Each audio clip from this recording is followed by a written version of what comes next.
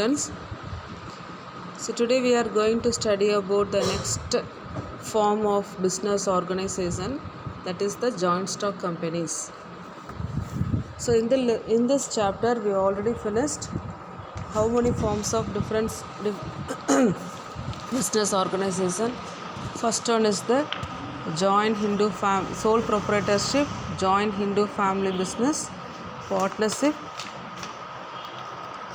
and next one is the cooperative society, and now we are going to see about the joint stock company. Okay, so the company form of organization is very suitable, more suitable for organizing the business activities on a large scale. I'm right. So what is the main advantage? That is the amount of capital which is invested is at a high rate of percentage when comparing to the other form of business organization. So with adequate capital, they can employ the trained and experienced managers to run the business activities effectively. Okay.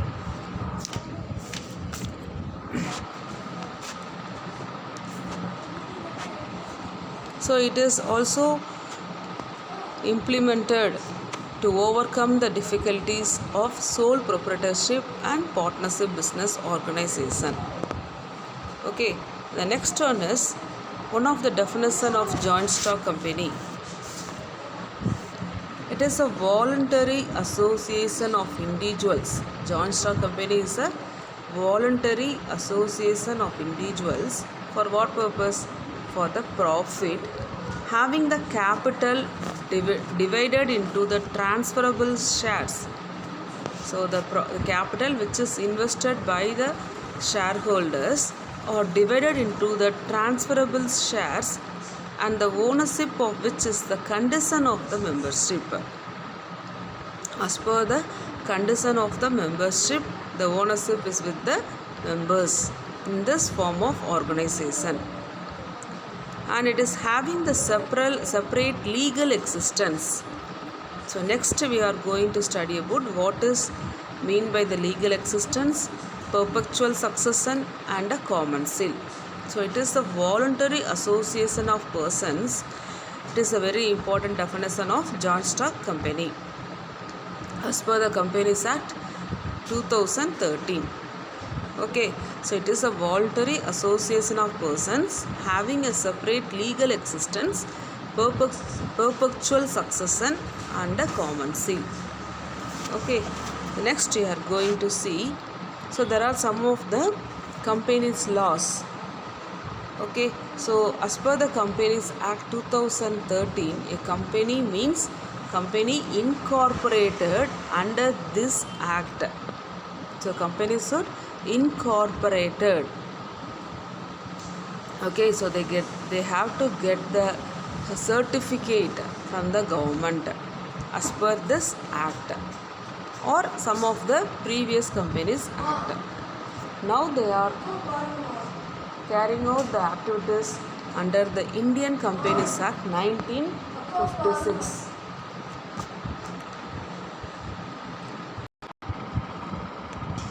So next we are going to see some of the features of joint stock company. The first one is the artificial person. So what is meant by artificial person? First one is the artificial person. So the company does not have the physical body like the natural human being. So it is an artificial person which is created by the law.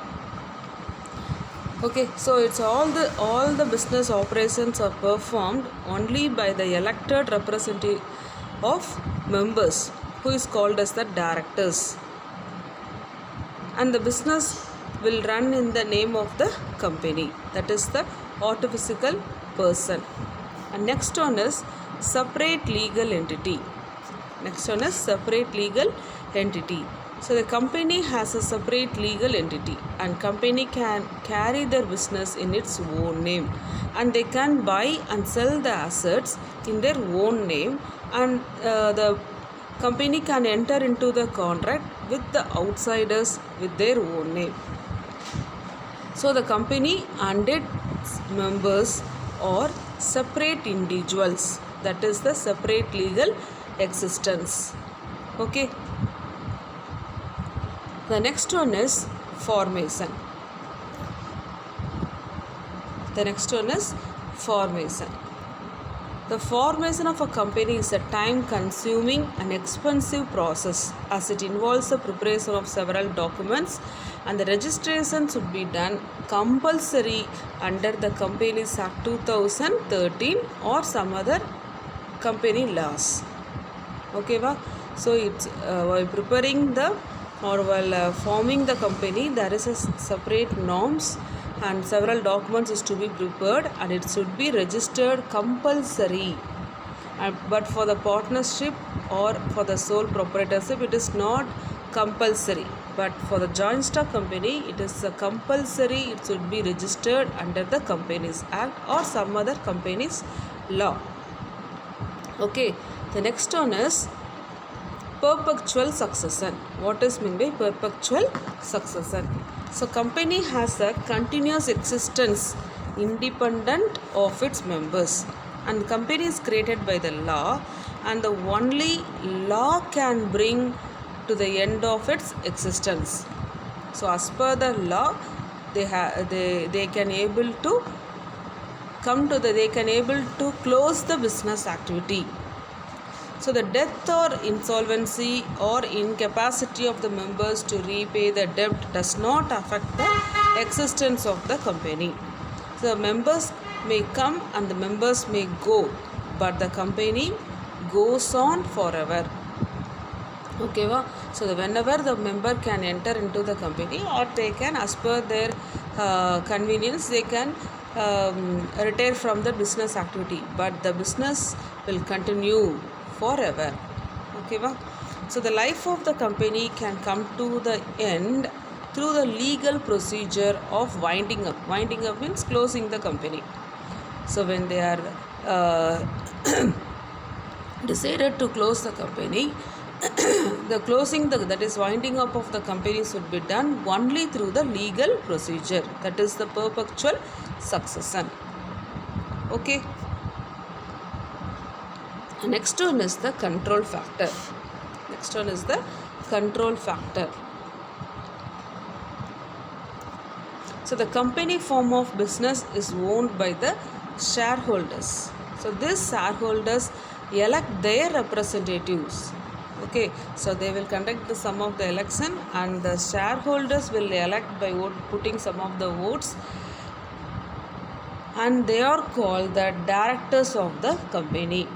So what is the duty of the directors? The directors will manage and control the business activities of the company by appointing certain professional experts. Okay, so this is the control factor of joint stock company. And next one is the liability. What is the liability factor of joint stock company? So the liability of the members of the company is limited to the extent of their share capital. So it is a limited liability, and it is up to their share capital, which is contributed by the shareholders in the company. Okay, so for example, if the person has purchased 1,000 shares of value 10 each, so then his liability is up to the amount of 10,000 only. Okay, so 1,000 shares of rupees 10 each, so 1,000 into 10, 10,000. So his liability is also up to the limit of 10,000 only. That is called as the limited liability. Okay, and next one is common seal. Next one is the common seal. What is the common seal? That is, the company we already studied, the joint stock company is an auto-physical person. Therefore, there is need for the common seal with its name. There is no need, there is a need for the common seal for that particular company. Okay, so the activities of the company are carried out through the group of people in the joint stock company. So anyone which is acting on behalf of the company can use the common seal of the company in the place of the signature of the company, okay, to take care of the company activities. So any document which does not bear the company seal of the company is not binding on the company, okay. That is the common seal. And next one is risk bearing.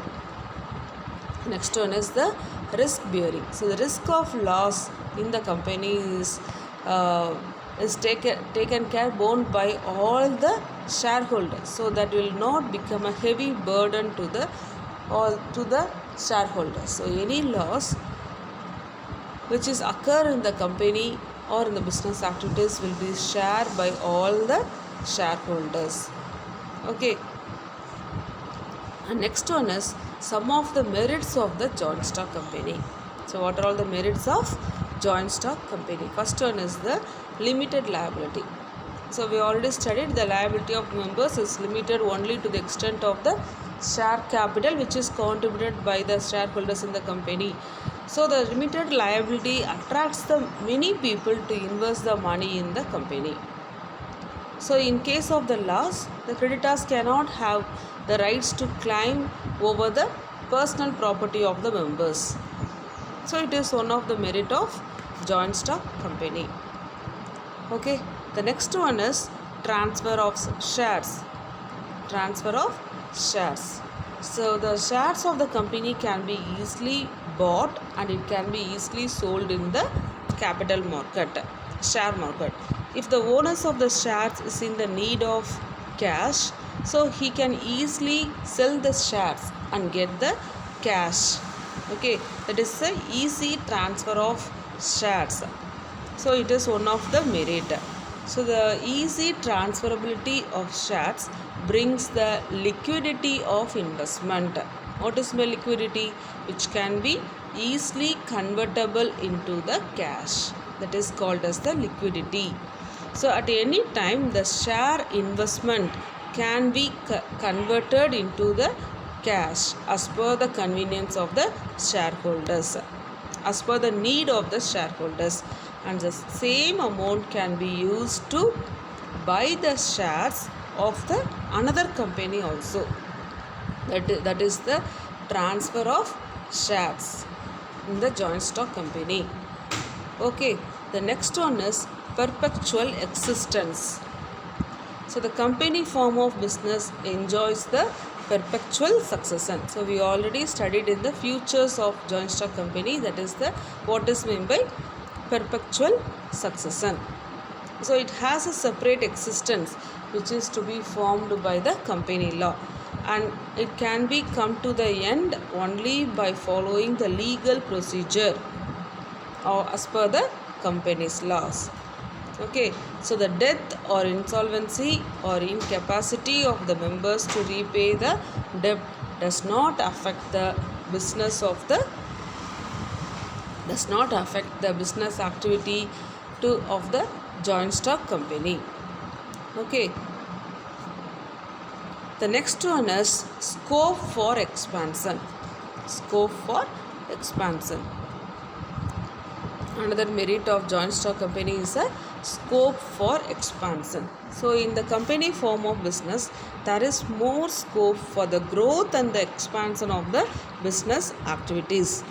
So the company has a large financial resources because the members, there is a more number of members, and the capital investment by the members is also at the high level, and the rate of profit is also at a high level. So they can easily use the large amount of capital, or they can utilize the retained profit. Retained profit means after utilizing the profit sufficiently for the expansion of the growth of the business, they will maintain certain percentage of profit, okay, to expand the business. That is called the retained profit for their expansion and the growth of business activity. So it is one of the merit of joint stock company. The next one is professional management. What is my professional management? So company form of business has the huge fund. So in this case it can easily afford to have a professional expert, to bring the professional expert into the company to perform the managerial activity and other activities of the organization in a effectively manner. So the expert and specialized person will definitely improve the efficiency and the working of the joint stock company. So it is one of the important factor of joint stock company.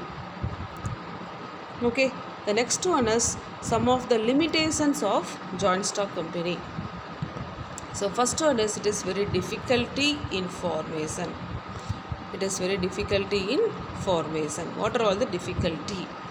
So the formation of company involves a lengthy procedure and complicated procedure.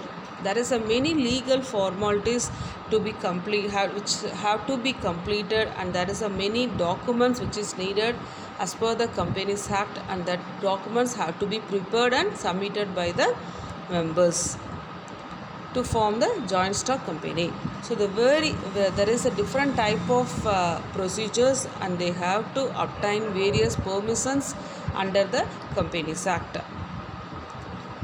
Okay, and this is one of the complexity, that is it is difficulty to form the joint stock company. So it is coming under the disadvantages or limitation of joint stock company. The next one is lack of secrecy. Lack of secrecy. That is, as per the Companies Act 1956, the company is required to provide a lot of information to the office of the registrar of the companies. Okay, va? So what is the responsibility of the joint stock company?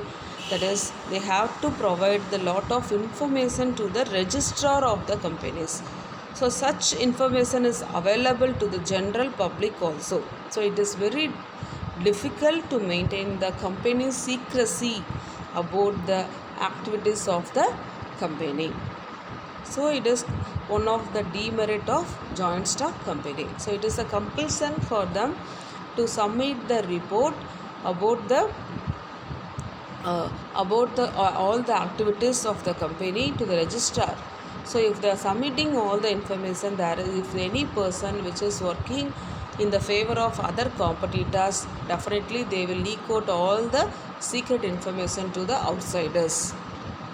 Okay, so it is one of the disadvantages of joint stock company.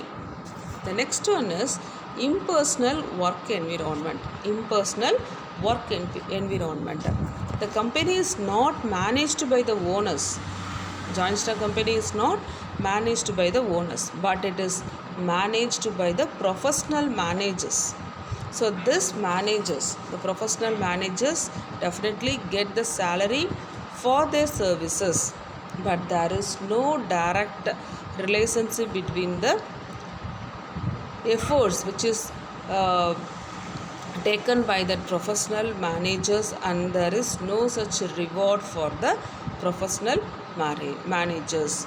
So the increase in the company's profit will not increase the income of the professional managers. So definitely there is the lack of motivation among the professional managers, and they will expect some of the incentives, but if the incentive is not provided properly to that that is professionalist experts, means definitely they will there is inefficient in their work. Okay, so it is one of the limitation of joint stock company. Okay, the next one is the numerous regulations. Numerous regulations. What does mean numerous regulations? So the company, that is a joint stock company, has to comply with the various legal formalities. They have to run their business activity with various legal formalities at a different stages. So and that is the penalty for the joint stock company if the company fails to meet any of the legal formalities. So the company has to file the return and the annual report with the registrar. Okay, as per the norms which is created by the Companies Act.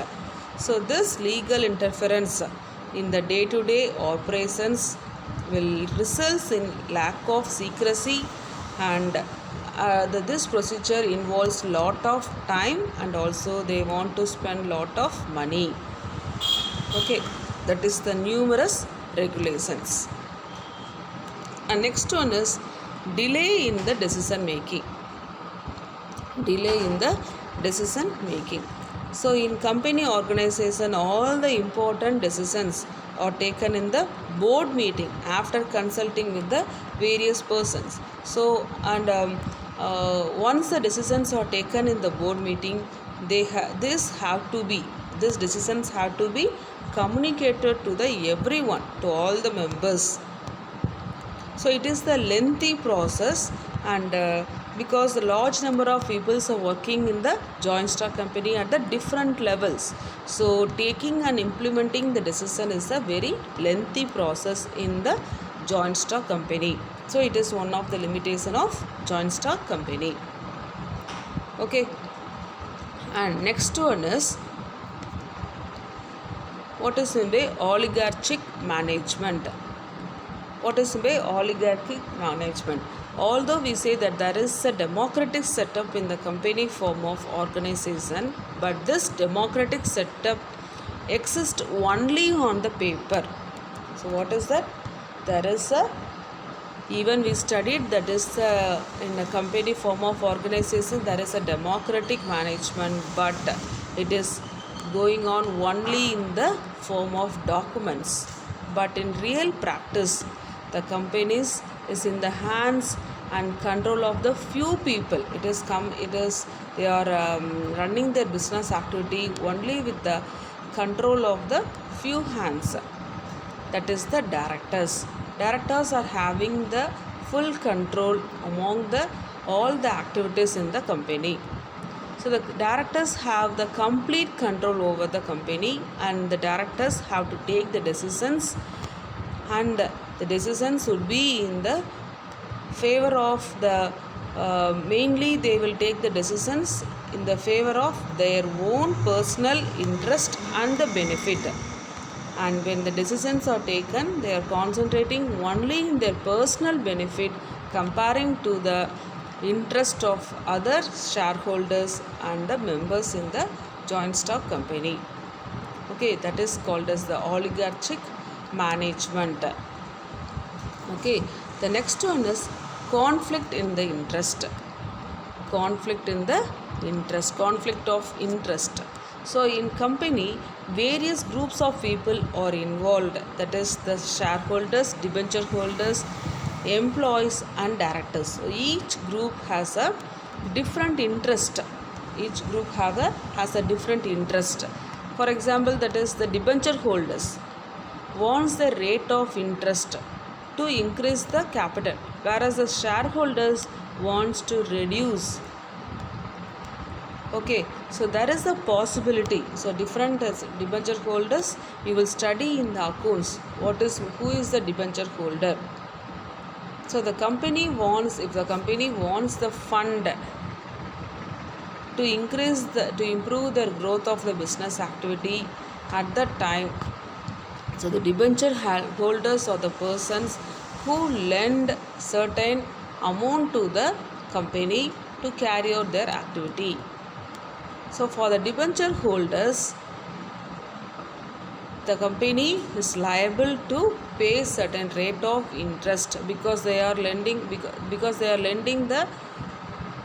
providing certain amount of loan to the company, no? So for that, the company is liable to pay certain rate of interest to the debenture holders.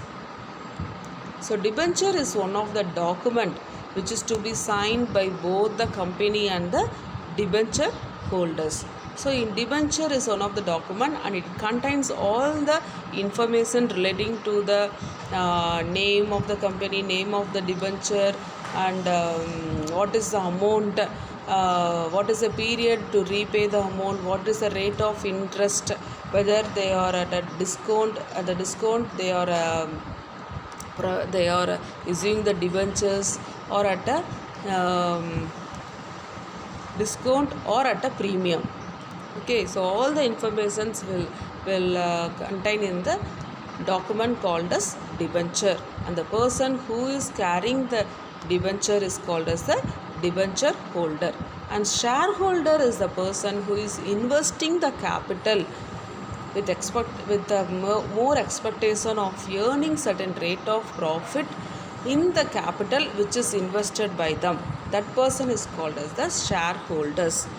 So if in this case the shareholders and the debenture holders may have certain misunderstanding in the business activity of joint stock company, so it is coming under the limitation of joint stock company.